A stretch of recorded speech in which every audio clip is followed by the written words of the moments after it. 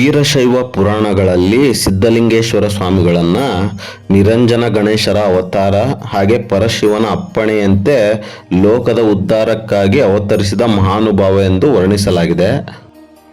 ನಾನೀಗ ಗರ್ಭಗುಡಿಯ ಮುಂಭಾಗದಲ್ಲಿದ್ದೀನಿ. ಸುಮಾರು 15ನೇ ಶತಮಾನದಲ್ಲಿ ನಿರ್ಮಿಸಿದ ದೇವಸ್ಥಾನ ಇದು. ಕಲ್ಲುಗಂಬಗಳನ್ನು ನೋಡಿ ಹೇಗಿದೆ.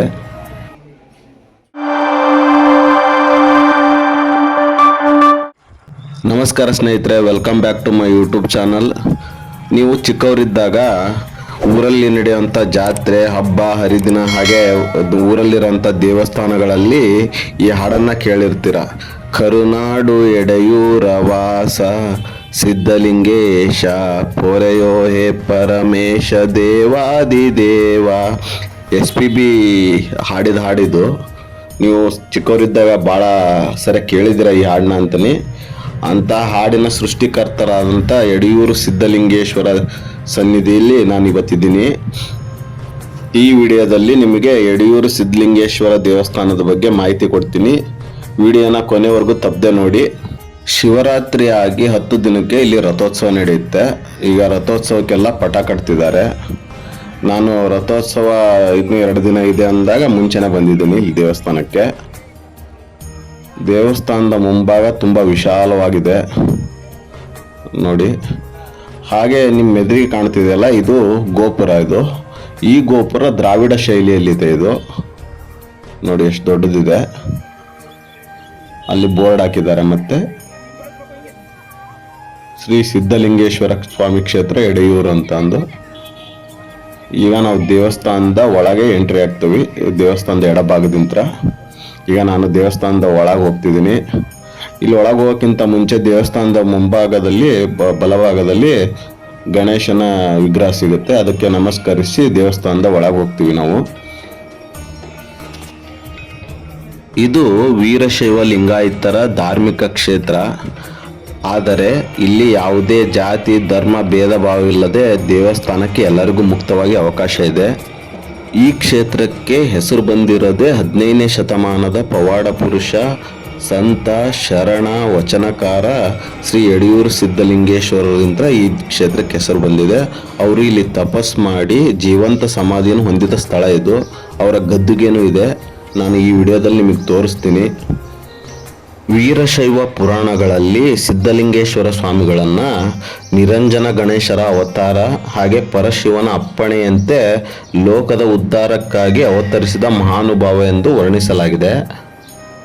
ಸಿದ್ಧಲಿಂಗೇಶ್ವರ ಸ್ವಾಮಿಗಳು ತಮ್ಮ 8ನೇ ವಯಸ್ಸಿನಲ್ಲೇ ಬಸವಣ್ಣ ಮತ್ತು ಅಲ್ಲಮ ಪ್ರಭುಗಳಿಂದ ಪ್ರಭಾವಿತರಾಗಿ ಗೋಸಾಲ ಮಠದ ಗುಬ್ಬಿ ಚನ್ನಬಸವೇಶ್ವರ ಶಿವಯೋಗಿಗಳಿಂದ ದೀಕ್ಷೆ ಪಡೀತಾರೆ.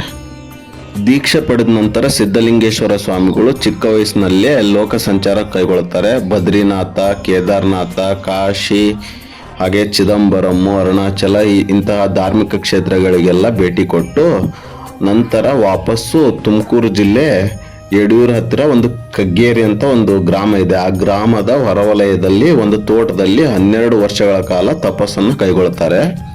ನಾನೀಗ ದೇವಸ್ಥಾನದ ಒಳಾಂಗಣದಲ್ಲಿದ್ದೀನಿ. ಸಿದ್ಧಲಿಂಗೇಶ್ವರ ಸ್ವಾಮಿಗಳ ದರ್ಶನ ಪಡಿಲಿಕ್ಕೆ ನಾನೀಗ ದೇವಸ್ಥಾನದ ಒಳಗೆ ಬಂದಿದ್ದೀನಿ. ಈಗ ದೇವಸ್ಥಾನದ ಒಳಗಿದ್ದೀನಿ. ಈಗ ಇಲ್ಲಿ ದೇವಸ್ಥಾನದ ಸರತಿ ಸಾಲಿನಲ್ಲಿ ಹೋಗಿ ಯಡಿಯೂರು ಸಿದ್ಧಲಿಂಗೇಶ್ವರ ದೇವರ ದರ್ಶನ ಪಡಿತೀನಿ. ಹಾಗೆ ನಿಮಗೆ ತೋರಿಸ್ತೀನಿ ನೋಡಿ. ನಿಮ್ಮ ಎದುರಿಗೆ ಕಾಣಿಸ್ತಿದೆಯಲ್ಲ, ಇದೇ ಯಡಿಯೂರು ಶ್ರೀ ಸಿದ್ಧಲಿಂಗೇಶ್ವರ ಸ್ವಾಮಿಗಳ ಗದ್ದುಗೆ. ಯಡಿಯೂರು ಸಿದ್ಧಲಿಂಗೇಶ್ವರ ದರ್ಶನ ಮಾಡಿಕೊಂಡು ದೇವಸ್ಥಾನದ ಬಲಭಾಗದಲ್ಲಿ ಹೊರಗೆ ಬಂದರೆ ನಿಮಗೆ ಇಲ್ಲೊಂದು ದೇವಸ್ಥಾನ ಸಿಗುತ್ತೆ. ಶ್ರೀ ವೀರಭದ್ರೇಶ್ವರ ಸ್ವಾಮಿ ಮತ್ತು ಭದ್ರಕಾಳಿ ಸನ್ನಿಧಿ ಸಿಗುತ್ತೆ. ಅಲ್ಲಿ ಹೋಗಿ ನೀವು ದರ್ಶನ ಮಾಡಿಕೊಂಡು ಹಾಗೆಯೇ ದೇವಸ್ಥಾನದ ಹಿಂಭಾಗದಲ್ಲಿ ಬಂದು ಪ್ರದಕ್ಷಿಣೆ ಹಾಕಿ ನೋಡಿ. ದೇವಸ್ಥಾನ ಪ್ರಾಚೀನ ಕಾಲದ ದೇವಸ್ಥಾನ ಇದು. ಈ ದೇವಸ್ಥಾನ ದ್ರಾವಿಡ ಶೈಲಿಯಲ್ಲಿ ನಿರ್ಮಾಣಗೊಂಡಿದೆ.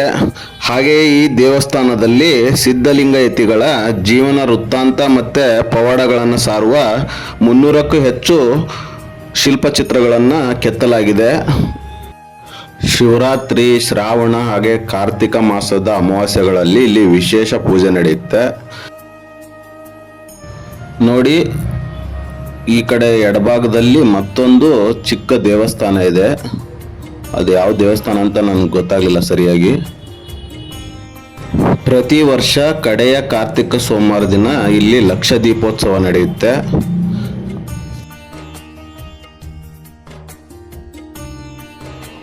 ಸಿದ್ಧಲಿಂಗೇಶ್ವರ ಸ್ವಾಮಿಗಳು ತಪಸ್ಸು ಮಾಡಿ ಜೀವಂತ ಸಮಾಧಿ ಹೊಂದಿದ ಗದ್ದುಗೆಯನ್ನು ನೋಡಿಕೊಂಡು ನೀವು ಹೊರಗೆ ಬಂದರೆ ನಿಮಗೊಂದು ಇಲ್ಲಿ ವಿಶಾಲವಾದಂಥ ಸಭಾಂಗಣ ಸಿಗುತ್ತೆ. ನಿಮಗೆ ಇಲ್ಲಿ ಪ್ರತಿ ಸೋಮವಾರಕ್ಕೊಮ್ಮೆ ನಿಮ್ಮ ಎದುರಿಗೆ ಕಾಣಿಸುತ್ತಲ್ಲ ಆ ತ್ರಿಕಾಲ ರುದ್ರಾಭಿಷೇಕ ಮಂಟಪದ ಒಳಗೆ ಯಡಿಯೂರು ಸಿದ್ಧಲಿಂಗೇಶ್ವರ ಸ್ವಾಮಿಗಳಿಗೆ ಅಭಿಷೇಕ ನಡೆಯುತ್ತೆ.